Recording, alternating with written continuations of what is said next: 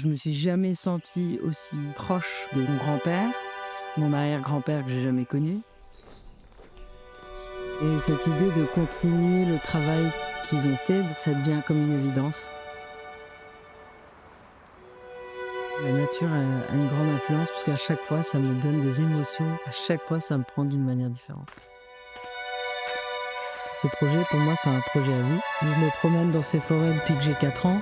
Le fait que ça soit un peu inconvénient, c'est pas toujours facile. Bon, pas de compte.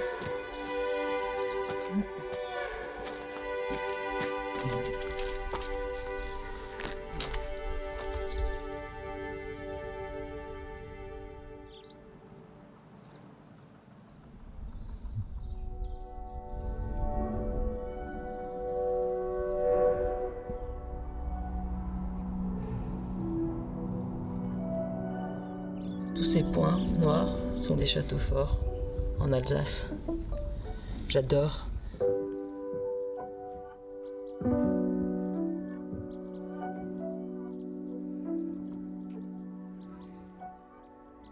De temps en temps, les textes, je les mets tels que je veux sur la toile.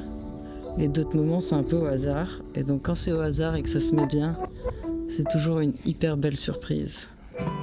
Maître des œuvres. Bon, pour moi, maître des œuvres, c'est grâce aux maçons, aux artisans que ces lieux restent en vie. Et donc, j'ai pas envie de perdre ça. Donc, ce que je vais faire, c'est réécrire pour souligner.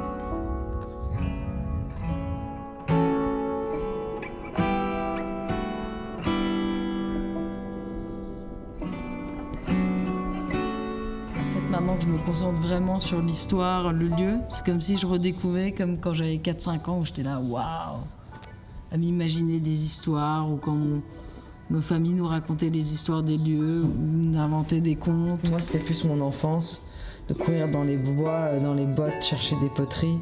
Et papa Christian, en 1941, et nous, on est les petits-enfants du coup.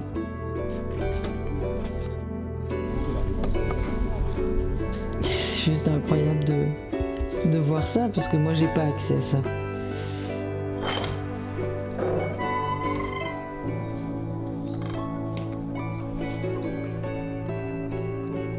C'est marrant d'avoir un tel contraste du changement, mais de mon changement aussi. La meilleure des choses dans toutes ces archives, c'est qu'il a vraiment tout documenté, tout gardé. Dans ce projet, en fait, je lui parle en direct, surtout des moments de découverte. Quand je me suis retrouvée dans les archives, moi qui pensais que ça allait être vite, j'étais contente de découvrir ça maintenant et pas trop tôt.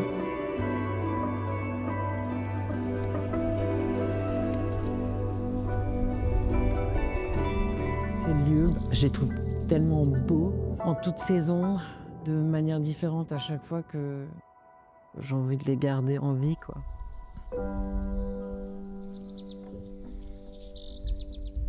Sur une colline, au pied des montagnes, baignée d'un bleu profond, ou inondée de la rose lumière du couchant, se dressent dans leur pourpoint de grès rouge les châteaux jumeaux du Mont-Saint-Odile, le Lutzelbourg et le Ratshausen.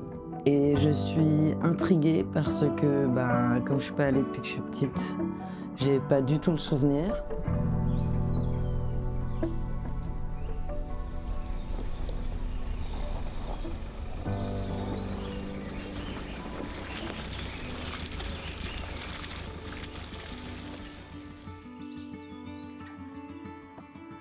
Je fais le tour, je vais prendre différents angles, je vais peindre ou dessiner à différents moments de la journée pour avoir des lumières différentes, des contrastes différents. C'est très important de toujours explorer parce que s'il y a le confort, on s'ennuie et puis on devient une machine robotique, on fait la même chose, ça sert à rien.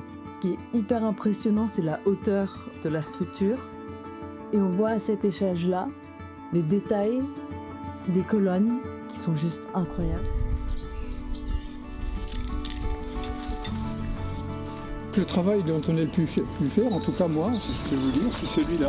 Vous voyez, ce mur-là n'existait pas quand on a repris le site. Donc, toutes les pierres qui étaient encore en place, on les a numérotées, défaites, et on a reconstitué le soubassement de l'intérieur du mur, et en même temps on l'a remonté.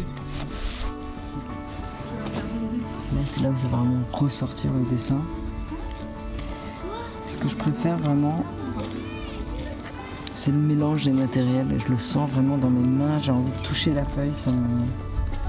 Je trouve ça excitant, quoi.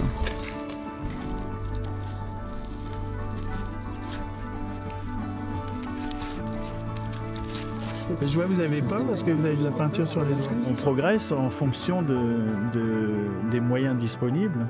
Parce que ce qu'on fait nous-mêmes ne coûte pas cher, il faut simplement des bras, un peu de chaux, du sable. J'ai besoin de cet échange avec les artisans, avec les gens qui croient vraiment en l'importance de notre patrimoine. Mais je me dis même un projet, 1 an ici serait pas suffisant, c'est un projet de vie. Là, ils étaient là. On va t'aider dans ton projet, on va t'aider à mettre en valeur le patrimoine. Je dis là, mais c'est moi qui vais vous aider.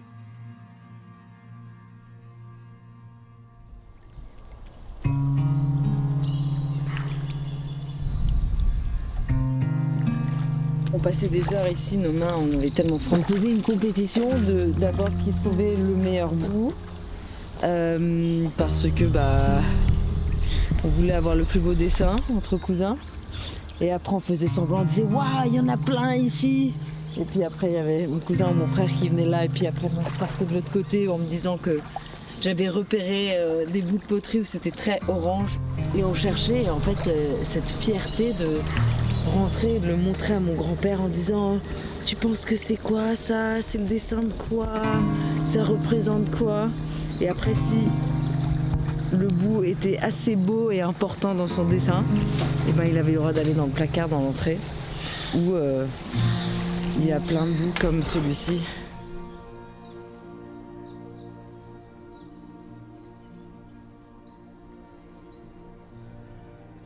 C'est grâce à toi aujourd'hui que je suis passionnée dans le patrimoine, dans l'héritage.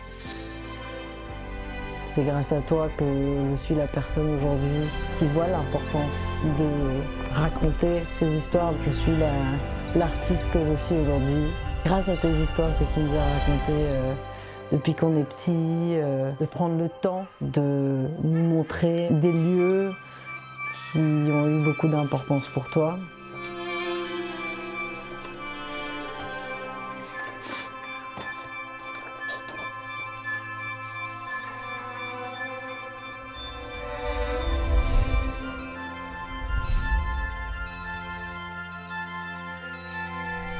J'espère qu'il y en aura d'autres après moi et que je pourrai inspirer d'autres personnes à vouloir raconter de différentes manières ce qui est important dans notre monde et ce qui porte l'histoire de notre pays et de notre région.